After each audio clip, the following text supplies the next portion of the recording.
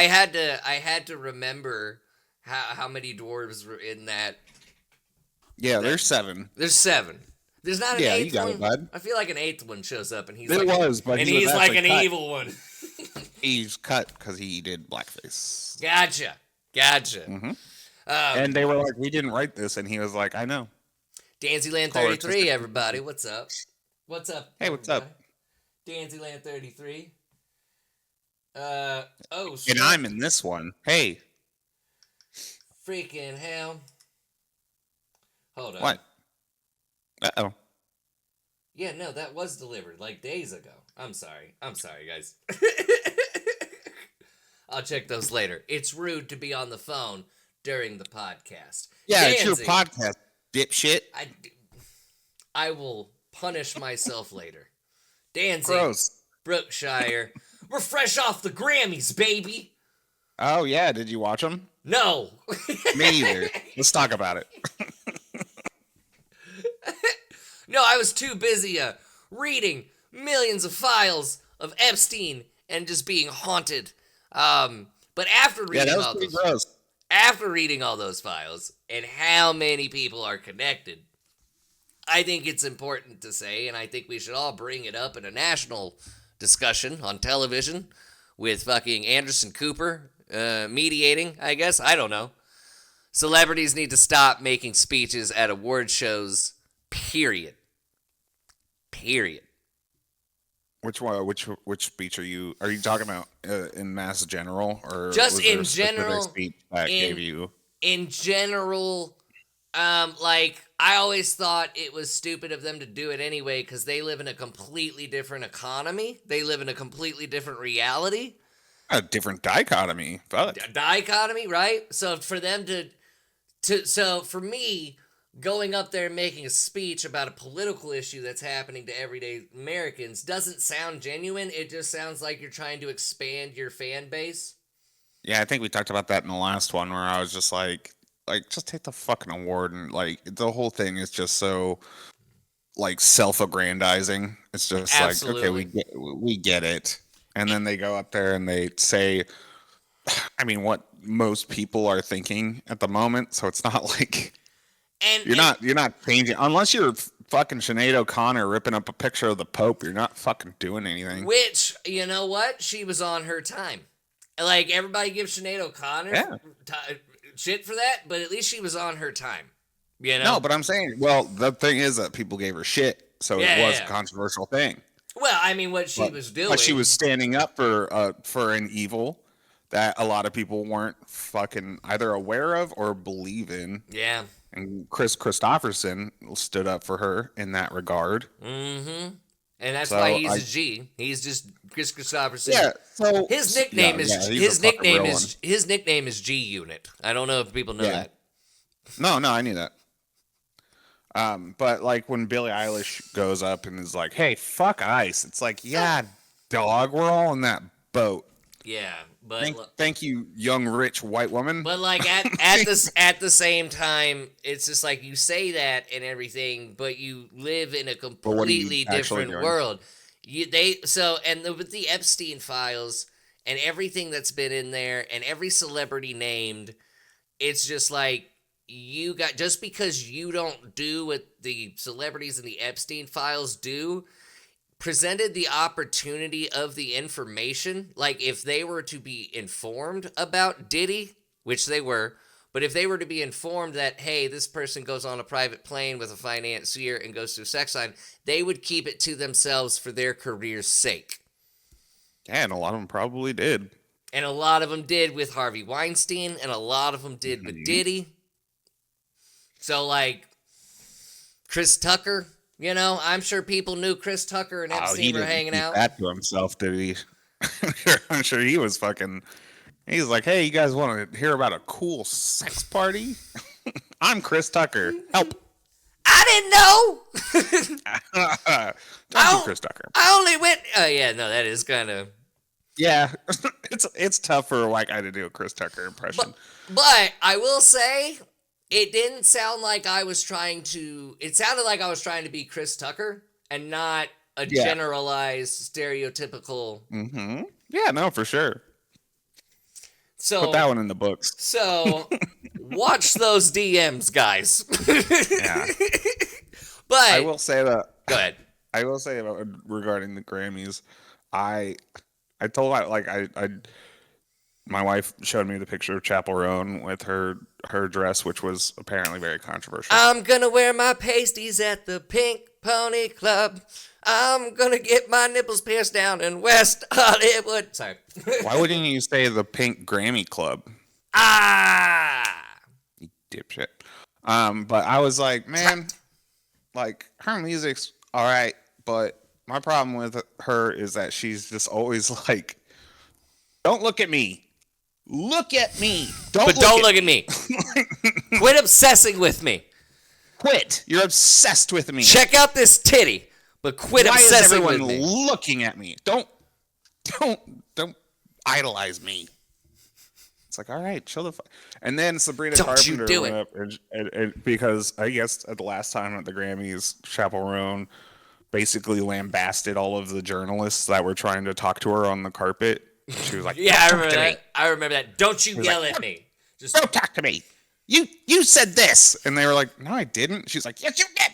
And Sabrina Carpenter went up this year and she was like, wow, you guys are all real quiet. Chappell Roan got you trained pretty well. Dude, Sabrina Carpenter's kind of like a funny troll. I kind of like enjoy her sense of humor. She's got a personality. And this isn't because like, oh, of course, she's an attractive female, so these two dudes find her funny. Okay, maybe like 10%, but like I genuinely enjoy her music. No, I enjoy so like you know what's funny and people don't like. Okay, so like the old singer of the Bare Naked Ladies, Stephen Page, has like a solo album and he has a song called Man Child. And really? Yeah. And it's a great song.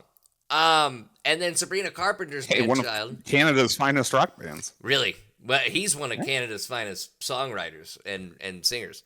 All right. Well, let's calm down. No. They'll tell you that. Yeah. They'll tell you that. Okay. The Canadians will tell you that. If you're Canadian, put that in the comments.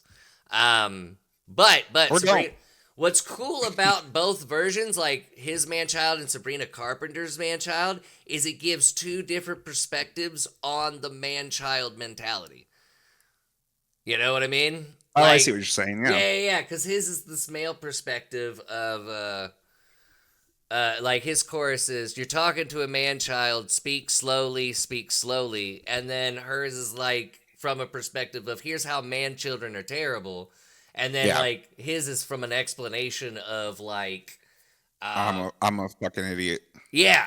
And if you listen to those back to back, just everybody at home, listen to those songs back to back, and it's just a very interesting dynamic. And if you're a DJ, mash them up. Mash them for fucking. Put that in the club. I love that shit. Yo, DJ Flex, we got that. Talk that shit. We got Sabrina Carpenter mashed with that motherfucking Stephen Page for the Bare Naked Ladies. My mom met them. Really? Yeah, she worked at a truck stop in rural Oregon, and they came in, and she was like, "Hey, you're the Bare Naked Ladies," and they were like, "Yeah, we sure are." And she said they were super nice to her though. So they are okay. So I don't like bringing up my childhood a lot. Nobody's ever like, you want to hear some cool stuff about my childhood? No. But I actually have a fantastic story with the Bare Naked Ladies and like a whole photo album somewhere over here. Oh Jesus! My brother and I were like really big fans, right? And that's crazy, dude. That Stunt album is. I amazing. Just think it's crazy that anyone is a super huge fan of the Bare Naked Ladies. I just like. You want to know why? Because the music, go back, like you've probably heard the singles, and that's fair. I give you that. I heard the cuss singles. The what? The cuss singles. Oh, okay. Well, you need to listen to the full album. A single that's on a cassette. Gotcha. No, I understand. Dick. The albums themselves are some of the best. Like Paul McCartney even said it. Like this is the like at the time when they were like, he's the last line of defense in what good music. I mean, he's fucking Paul McCartney, bro. You know, I'm fucking Paul McCartney. What's up? We're all fucking Paul McCartney. He's dead right now. The Bare Naked Ladies on that guy. The Bare Naked Ladies have an amazing discography that fell off. Finger. I can't get this out. You're just gonna make me laugh the whole time. No, just when Stephen Page left the band, that's when I pretty much left the fandom. Like I signed off. That's when I kind of signed off completely. Yeah. I kind of stepped back a little bit when it looked like visually there was trouble with the band, and then Steven got busted for coke and shit, and it was just kind of like, hey. But so this is like peak Bare Naked Ladies. They're about to come out with the Maroon album, the album after Stunt, and they're coming to the Woodlands Pavilion in Houston, Texas. So my brother and I'm like 13 maybe? Yeah, 13. My brother is, man, no, I could have been like 12 or something. Yeah. Anyway, we're excited kids, you know, so we go to the Woodlands Pavilion early, and we can hear the band doing a sound check, and the gate is just wide open, like the front gate, because this is like 6-7 hours before the concert. So we just fucking walk in there, dude. We're just the two little kids. What are they gonna do?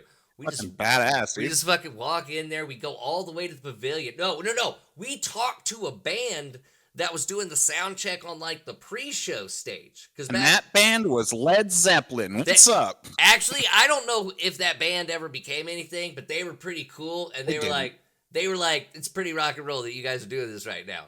And it's like, yeah. But they probably told on us, to be honest. But, like, we went into the pavilion while the Bare Naked Ladies were doing a sound check, and my brother we get to the third row, right? Yeah. And I need you to keep this in mind. We had front row tickets. We did not need to do any of this. My brother just... I was wondering, there was no pretense.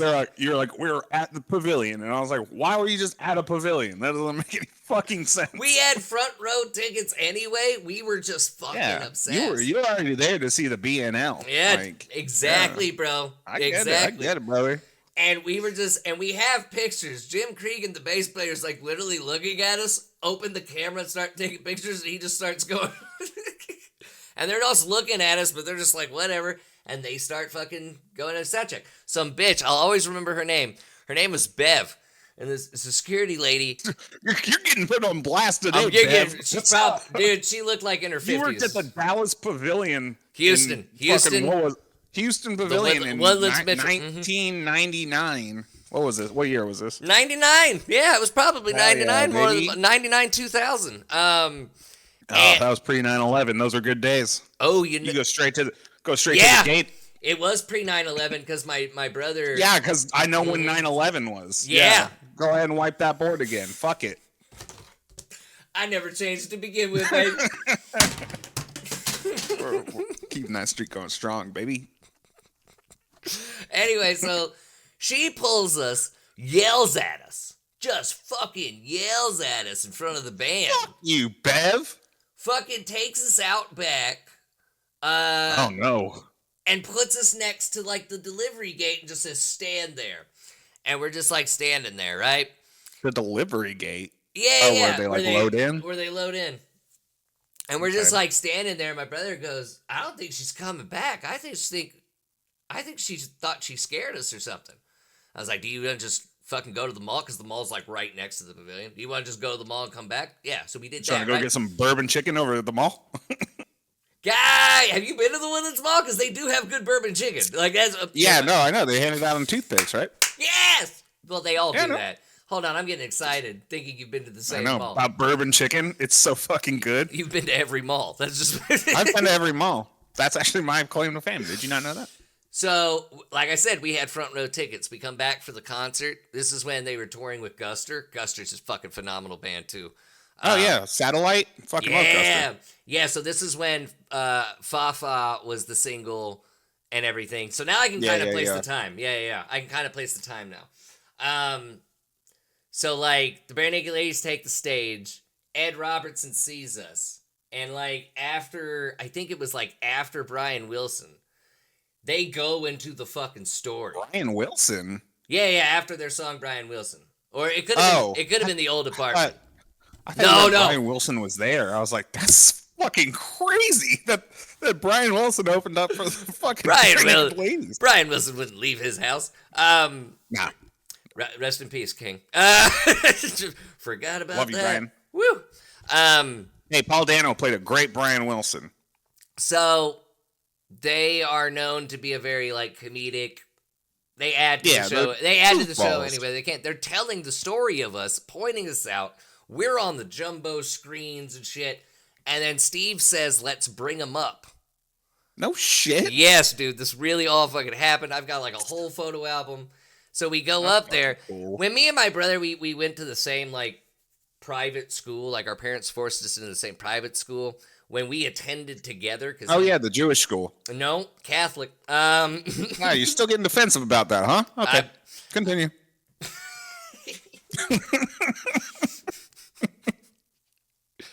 Well, when we did attend like the school dances together, we always just like... You and your brother went to the dances together? I mean, yeah, dude. No, not dates. No. No, we'd show up separately. Which one of you wore the dress? No, we show up separately, of course. Like, I'd show up with my friends, he'd show up with his type of thing. You know, and then that chat. But what we did like to do, we like to do this choreographed dance based on a Saturday Night Live sketch with Steve Buscemi in the People's Court. Who? Okay. There's this sketch from Saturday Night Live. What was the name you said? What? Steve Buscemi? Steve Buscemi. Steve Buscemi? Yeah. Is that how you pronounce it? Yeah. You make it sound like an exotic pasta dish. He is an exotic pasta dish, sir. Yeah, that's true, I guess, huh? But he did the Saturday Night Live sketch. He also was in 9/11. What's up? Ground Zero. He was with the firefighters. I'm just gonna break that fucking sign. I might as well. You brought up Steve Buscemi. I don't know what you want me to do. And anyway, in the People's Court sketch, he plays this character that's just really off the wall and just out of his mind, and he tries to get the audience to like hype up with him. So he does this thing where he's just like, everybody say, hey, and he just does this dance. You gotta look at this sketch because it's really fucking funny. This sounds pretty fucking good, actually. But out of all those sketches, like, that was me and my brother's fucking sketch. Like, that was our fucking... So we made, like, a version of that dance, like, because we were inspired, and we do it at the dance, and people liked it, right? So we're on stage with the Bare Naked Ladies, that drum beat hits, and I shit you not, we had the same instinct of busting that dance and just fucking pop. The band stopped and watched, and then they lined up with us, made a whole thing of it, got the backup percussionist to play a beat, and then we taught the band how to do it, and we all did it. And then we got backstage passes, met the band after the show, Anna met Guster. One of the most amazing experiences of my life, and I'll always... That's actually a really great story. It's really cool. I will always fucking throw hands for the Bare Naked Ladies. No, that's actually true. Like in our correspondence off of this show, I've said something demeaning about the Bare Naked Ladies, and you fucking jumped down the throat. Mm-hmm. And now I know why. Honestly, man, like, cause like school wasn't really cool. Like going to Catholic school as a non-Catholic is not a great experience. I know. I don't know personally, but I was only like, I was really good friends with the other non-Catholic guy, Roger. And but every day, such a non-Catholic name, right? Fucking Roger. He'd love to hear that. Actually, he would love to hear that. Well, he's listening right now. Actually, hold on 1 second. Roger, come on in here. He does. he does live in Austin. It is believable that he would be in your. Oh, he's like he's our buddy. Tired. We Jeff. We just got done fucking, so he's pretty tired. Our buddy Jeff knows him. Like I didn't even. Oh, really? Yeah. So like, when we were all working together, right? Shout out to Jeff. Shout out to Jeff. What up, Love Jeff? that boy. When we were all working together, I was like, I guess I was on my phone and I was on Roger's page. And he was like, you know Roger? I was like, how do you know Roger? Oh, I'm a fan of his music. And I'm like, oh, I've known him since first grade. It's a small world. But like, well, Jeff's also friends with fucking anyone that comes in contact with him. I mean, Jeff's he's the nicest fucking dude. Dude, let's just make 33 about Jeff. Just glazing Jeff. Just glazing. You know what? In honor of Jeff, I'm naming the episode that glazing Jeff. We love you, Jeff. Soon to be Papa. Soon to be Papa. Yeah. Oh, let's just make this about. He's gonna make such a good dad. He's gonna be so fucking good. He's gonna be such a good dad. Been fucking working on his golf swing. He's so fucking ready to be a dad. It also has the best Trump impression on the planet. 100%. It's not even like I know. If you never heard it, reach out. Call Jeff. There are some very funny like celebrities with Trump impressions, but I haven't heard anything that tops Jeff. And this is glazing Jeff, but like, yeah, seriously, people are gonna want him on the show. So now we gotta have Jeff on the show at some point. Gotta get Jeff on the show. Well, he's busy all the time. But yeah, no, but because he has approximately 2 million friends because he's the nicest fucking guy you ever met. It would really help the podcast. People will be like, "Oh shit, these guys aren't fucking losers." Why isn't the show about him? Jeff. Oh, these guys know Jeff. I guess they aren't fucking herbs. All right. This should be Jeffland. But no, going to Catholic school as a non-Catholic, I didn't have many pleasant days. And it just like when the Bare Naked Ladies made me feel like I was a part of the band. You know what I mean? When I was like 12 or 13 years old. So I will always defend the Bare Naked Ladies. And I suggest anybody, before they have any trash talk, go listen to that 90s discography. Not just Stunt, the shit before Stunt. Absolutely brilliant. But anyways, that's when celebrities were cool. That's when celebrities were fucking cool. What was the band that did the theme song to Pete? Polaris? Oh, that was Polaris, yeah. Polaris fucking rips, dude. They rip. You know what's funny about Polaris? You can't understand a goddamn word that guy says. But man, not even a little bit. But man, is that fucking rock sound just great. Yeah, that intro fucking kicks ass, dude. I went back as an adult. Band. I went back as an adult and I listened to Hey Sandy in full. And I can't understand a single fucking word, but just the music with his voice. It's kind of like Billy Corgan, you know what I mean? Like, not the person. Yeah. Oh, Billy Corgan as a person is so fucking annoying. Interesting, but also annoying. But yeah, he's got an interesting life, but like, geez, he once described him and Kurt Cobain as the last great scribes of songwriting. It's like, holy shit, dude. But I will say this for him. There is not another band that can sound like the Smashing Pumpkins because of Billy Corgan's raspy voice. And it's kind of like that with Polaris. Because of that guy's voice, yeah, like that is the distinctual sound. And you can't copy that, imitate that, like that is theirs. You know what I mean? And that's the comparison I was making, but like... And I'm sorry it had to be Billy Corgan. Now, I tried to watch Billy Corgan's wrestling, and goddamn, it's awful. But it's really good awful. It's good awful. Like how? Like, you'll be laughing. This is the worst. Fun, though. It just, you know what it is? It's like the NWA, if the NWA were like a pop-up wrestling show. Like, you got amateurs on the card, and they're fucking up a lot, you know? And then they're not really good on the microphone, so you really can't connect with whatever story they're trying to present. Oh, yeah. And that's it. Like, that's just having young talent, but also, like, it's Billy Corgan. I don't know. Man, I was trying to Google Polaris on Google, and this fucking shitty Australian man kept popping up. I couldn't find the Canadian one. That pisses me off. They're being erased from history. What band are you thinking of? What band are you trying to think of? I can help. So, I think the lead singer, I think it was like most of the band was in another band in Canada. Okay. Bryan Adams? No, not Bryan Adams. What? You always have to go with Bryan Adams by default when talking about. Yeah, if you're talking about Canada, yeah, that's fair. You just gotta make sure. It's not interesting and it's not fun. There was just another band that was like Polaris. It was like the same band, but they named it something different. Oh, damn. But it's also a really good band. But I love fun facts like that.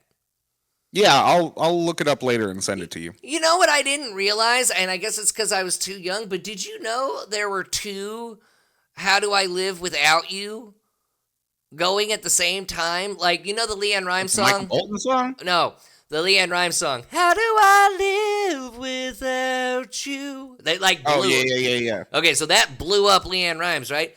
What I didn't realize, because I was just probably too young to understand, Trisha Yearwood came out with the same fucking song that year. They both had the same song. Same style? Same song, same melody, because it was written by the same person. What happened was, and this is odd too, the song was written by that woman that writes all those good songs. She's like got short brown hair. Can't remember her name. I think it's Catherine something, whatever the fuck. She writes for like so many musicians, so many hits. Somebody in the comments will put her name. She wrote this song for the movie Con Air. It's a fucking great flick. Digest that, though. Yeah, but I know. But, like, how does that fit Con Air? That's always what I find puzzling. Probably because it's a super fucking cheesy movie, so, like, you could probably mark it in. Maybe when they crash the plane on the strip and he's walking out to his wife. So, they recorded LeAnn Rimes' version. Put down the bunny rabbit. They recorded LeAnn Rimes' version. But it is. But the studio... Steve Buscemi's in that movie. But the studio thought to themselves, LeAnn Rimes is only 14. She's not famous enough. So they made Trisha Yearwood do it. Right? So the version of Trisha Yearwood's is on the Con Air soundtrack. The woman who wrote the song, though, was just like, you know what? Told LeAnn Rimes people, put it out as a single anyway, because I think it's going to explode on the pop charts. So what happened? She put it out before Con Air came out? They put it out on the same day as the Con Air run, right? The Trisha Yearwood version took #1 in the country Billboard. The LeAnn Rimes version took #1 in the pop Billboard. And guess what? They were both nominated for the same Grammy for the same exact song. Best female performance for both songs. That's actually buck wild. You're right. That is fucking nuts. The more popular version, by the numbers, was LeAnn Rimes' How Do I Live. She performs the song at the Grammys. That's what I'm familiar with. She performs the song at the Grammys before they announce the category. Then they announce the category, and the winner, Trisha Yearwood. Holy shit. That is actually really interesting. That's crazy. Fuck the Grammys. You know what I'm saying? I have, but I've been told to leave the retirement home. So they want to get up there and make speeches and shit when their own system's flawed. Okay, solid joke left on the table, but whatever. Continue on. I love how you get pissed when I don't react, because it's not meant for me to react. They have to react, you know? Yeah, your reaction helps sometimes with my ego. Oh, okay. A great joke. That's a great joke, Brookshire. I can't always be the Andy Richter. Come on. God, if you're comparing me to Conan, you're fucking up. Like, you need to leave. I'm not. I can never be. I'm not at all. Okay, I'll be fucking... What's that bald fella that played the piano? Oh. Yep. Oh, fuck. He's also Canadian. Not Belzer. That's not his name. Not Richard Belzer. What the fuck are you on about? Hold on, names. Although Richard Belzer is technically the Andy Richter to Ice-T in SVU. No, you want to know why I thought Richard Belzer? Sunglasses. That's how my brain works. I got so many names popping up in my head of people that wear sunglasses just to wear sunglasses. David Letterman. No, but it was David Letterman. It was David Letterman's sidekick. The band leader, sunglasses, musician. Fuck. Put it down. Put it down in the comment. Canadian. Fuck. I hate this because it kills time. Yeah, no, it's terrible. It's terrible radio. Ugh. Well, damn. Well, if anybody knows, put it in the comments. But yeah. Anyways, on to Paul Schaefer. Paul Schaefer. Damn it. Yeah. Did you know that whole time? No, that would have been fucking funny though. If I was just sitting on it. You should do that one day, though. You should do that one day, though. You should. That'd be so funny. You agonize, and then I'll drop it at the very end of the show. By the way, it was Paul Schaefer. Who was the guy who was the abusive dad in The Butterfly Effect? I don't even remember that. Wait for the end of the show, and I'll tell you. No, that was that stupid time travel movie with Ashton Kutcher. Yeah, it was a very bad movie. But do you remember who the abusive dad was? No, because I'll tell you at the end of this episode. Stick around. That's probably okay. That's a movie I probably stopped watching like midway through and just took it out of my memory. It's real completely. Bad. Ashton it's also got like 4 endings, and it's like, Jesus Christ, who put this much work into this fucking shitty movie? It's not Clue. I'm not watching that shit. You know, man. You see, there's this new show on FX, and it basically rips off the movie The Substance, and it stars Ashton Kutcher. Oh, that show rips off something? That's funny. It's created by Ryan Murphy, which I will not watch anything Ryan Murphy makes because he sucks. Gotcha. I may have seen a Ryan Murphy thing and not even know. It's called Beauty? I don't know.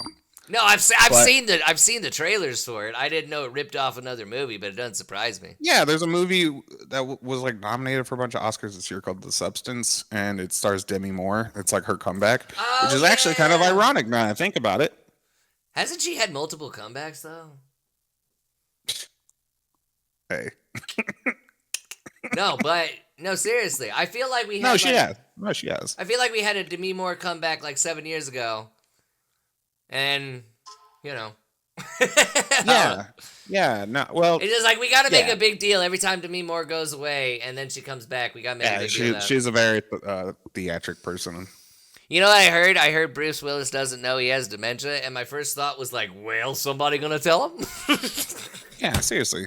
What the fuck? What is this, 50 First Dates? Every day he wakes up, somebody's just shaking him like, you have dementia! Like, I don't think I want anyone to tell me. Now I'm not sure if Jeff wants this episode titled after him. Yeah, no, we probably shouldn't. He's a good man. He's a good boy. I love him. Oh, I apologize to Bruce Willis and his family for those series of jokes. It's actually a terrible thing, but, it's just... when you have a dark Ryan mind. Murphy needs to stop making TV. I'm fucking done with this dude. A lot of people need to stop making TV, dude. Apparently. I was watching... no, there's actually a good show that I was watching. Wonder Man is a fantastic show. I've heard it's really good. Wonder Man is absolutely fantastic. I think we talked about it last week, didn't we? No, we talked about it during Rivals. There we go. All right, good. So we can talk about it here. Yeah, no, finished up Wonder Man. And is it a mini series? Yeah, limited series. Okay. I don't know if it's limited, but I hope it keeps going because it's really good. Ben Kingsley's really good in it. It's not your typical Sir Ben Kingsley. Unless he's linked to the Epstein files, then we gotta take the Sir out. But people are still reading it. Well, Michael Jackson's not in there. Never mind. Not in there once. You'd think there'd be more Michael. There's no Michael. It's crazy. There's no Michael. There's that one picture, but it was Diana Ross, and it wasn't even Epstein. No, it wasn't. It was not a thing. But Wonder Man is good. It's not your typical superhero show. I wouldn't even say there's the main elements of a superhero anything are in there except for powers. But it's basically how that MCU Hollywood treats people with superpowers. And it's really good. It sounds like an interesting perspective. Is it based off of a comic? It's based off of Wonder Man was a comic, and Wonder Man's like an actual Marvel character, but the twist that they do in the storytelling of him is really really good. Now some people don't like it, and that's fair because it very much is. It's a departure from the. It is very much a departure from the formula of a superhero, of a TV show or movie, But I really enjoyed it on the end of like I wanted to be an actor. Like, back. Yeah, we all did. At some. Well, I did. I mean, we all did theater. And I just did it in real life. I was a dramatic person. Oh yeah. Well, me too. If you're not doing your job at the fucking post office, this guy. Right? Bands on you. Bro, I go ham. All right, like I know we had a discussion about your issues with the post office lady. My wife was just like, you got to keep it together. You got to stop going to the post office, Spud. I do be hanging out at the post office at 38 years old. It's one of my favorite places to hang and chill. That is a very 38-year-old thing to do. Go hang out at the post office. No, you know what I like to do? I like to film in there and bait cops. With that first, I love those videos. I like those videos. I love those videos. Harass fucking. They just legally harass people. That's all it is. Yeah. It's just legally harassing. Yeah, it's like, what are you fucking doing, dude? No, they'll be like, one where that guy says racist things to an Asian woman, and then this army guy is like, I've never seen that.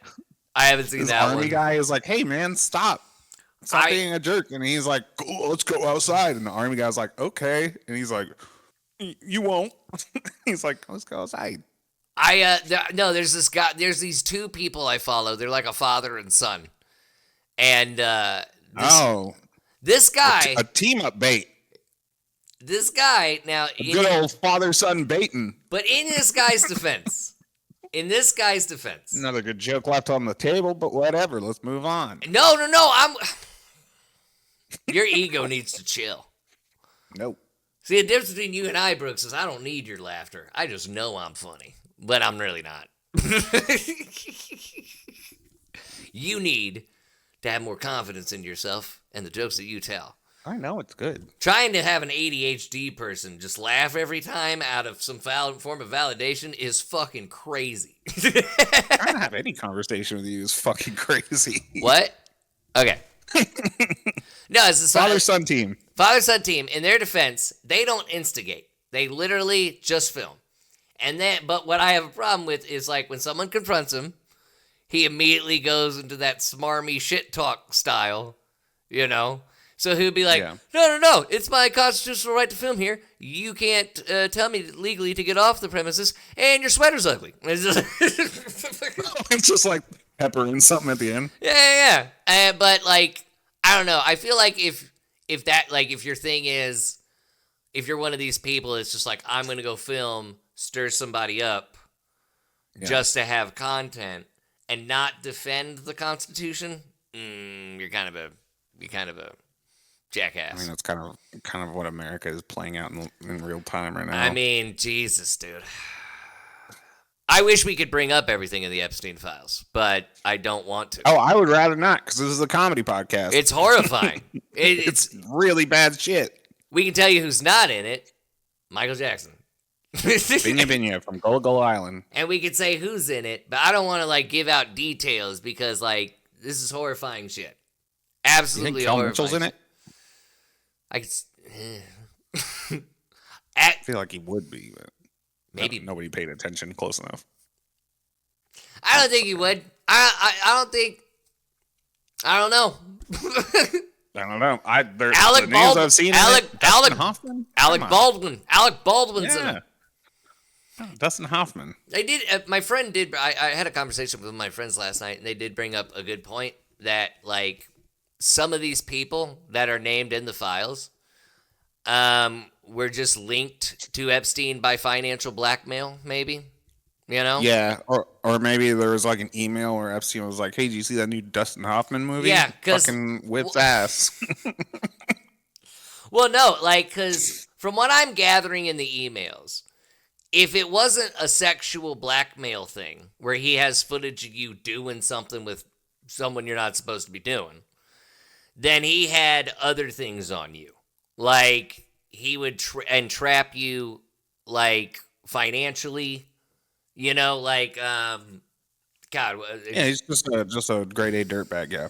Yeah, like with some of these CEOs, he would invest equity into the company just so he'd have a say so, or just things I'm reading from the files. He had his manipulative and had his foot dipped in everything, and it's fucking scary how many things him and his partner Ghislaine Maxwell had their toes dipped into. And if you don't believe the shit's real, if you don't believe it's real, I don't know what to tell you. I really fucking don't. Yourself at this point. I mean, but I understand people lying to themselves, and I understand people being in denial of the reality of the situation because it's very fucking scary. It's not a great reality. Yeah, it's very especially if you hitched your wagon to this very certain president, and then all this stuff comes out, and you're like, "Fuck, I don't want to believe any of that."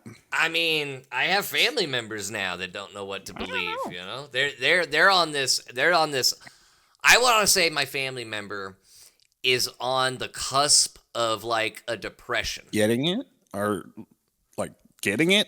Understanding? They're understanding right now, I feel. Very slowly, but like on the cusp of depression. Over like, oh my God, maybe I have been manipulated. Oh my God, maybe like everybody's, because they listen to me now. Or they don't listen to me now, but now when they listen to me connect the dots on certain things, it's not listened to as like bullshit. It's listened to as like interested, Yeah. And yeah, they're starting to realize slowly, and I think that's happening with a lot of conservatives right now. I mean, you hear a Senate seat in Texas went blue? I did not hear that, but that's cool. Was it Ted Cruz's? No, I wish. Well, then, what do we... Fucking loser. All right. Well, hey, I mean, I'm just saying it's progress. Well, the progress would be... Because I don't know how Ted... It was an upset by a long shot. I don't know how Ted Cruz... It is a good thing.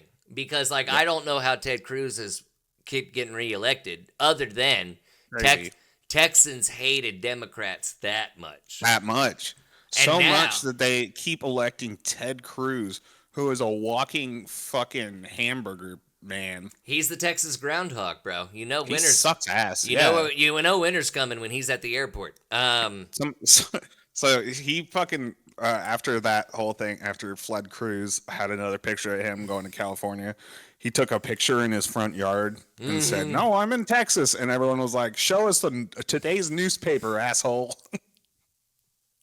And honestly, he probably could have just been like, "Ah, shit, I got caught," and went back home. Like he could have. No, I bet he took a photo before he left and was like, "Oh, I'm gonna get busted, so I might as well have this photo ready."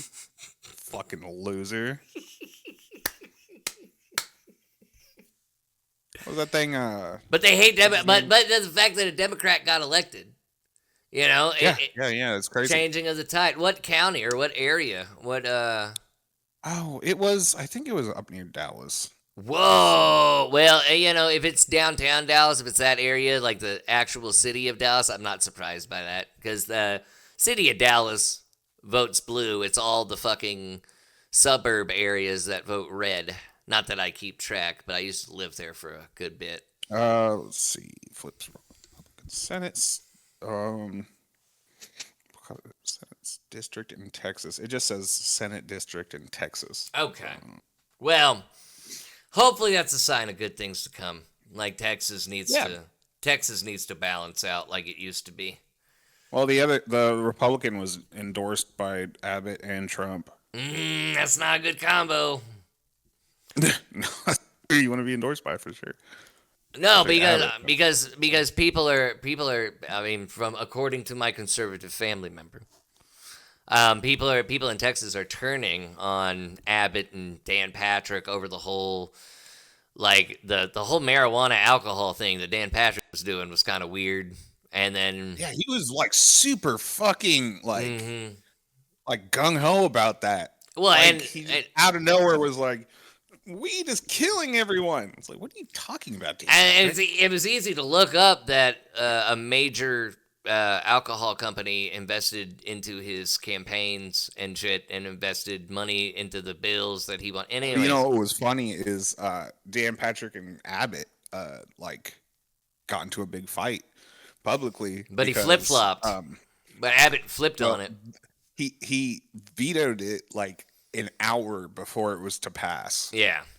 And then Dan Patrick was like, "What the fuck, dude?" Yeah. And I think, didn't he flip on it now though? But he's flipped on it because like now he's getting some money. He's that's why he vetoed it. He wasn't for that green. He wasn't getting any of that money because that's why he vetoed it. And he was like, I want some of that money. Yeah. No, that's what he's made of. You're the lieutenant governor. All right, we both have to get a fucking. I'm the Lieutenant Dan. You've heard my request. Make it so. It's like Mr. Burns meets Charles Xavier. Dude,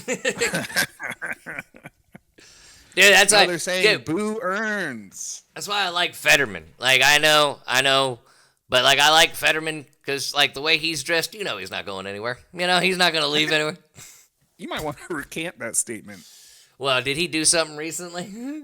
Yeah, he's been doing a lot of bad shit. Ah, God damn it.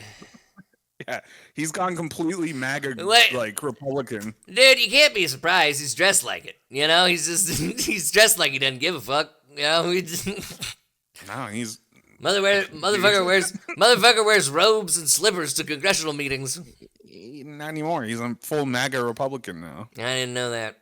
I knew he agreed with him on some things, but for the most part, he was generally liberal. Nope. Not since that bonk on the head or the stroke or whatever.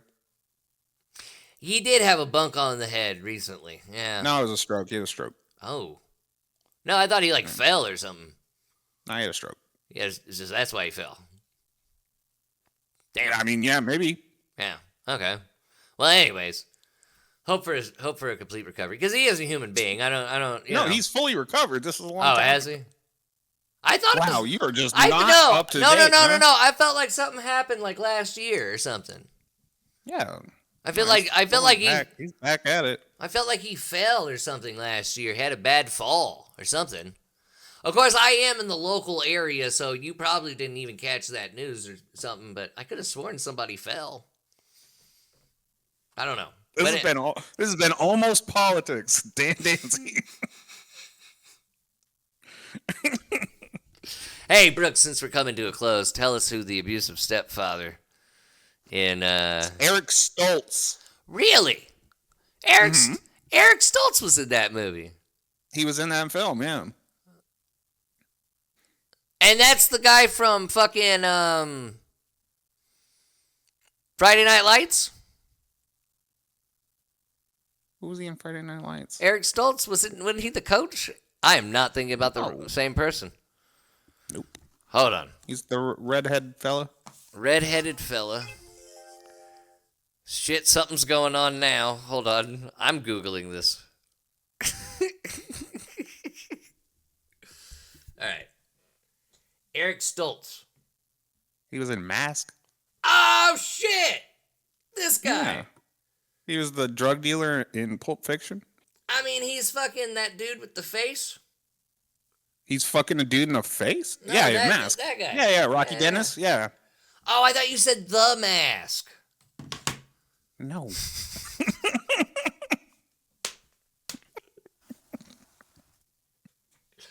I was going to say, I don't remember him. Was he Cuban Pete?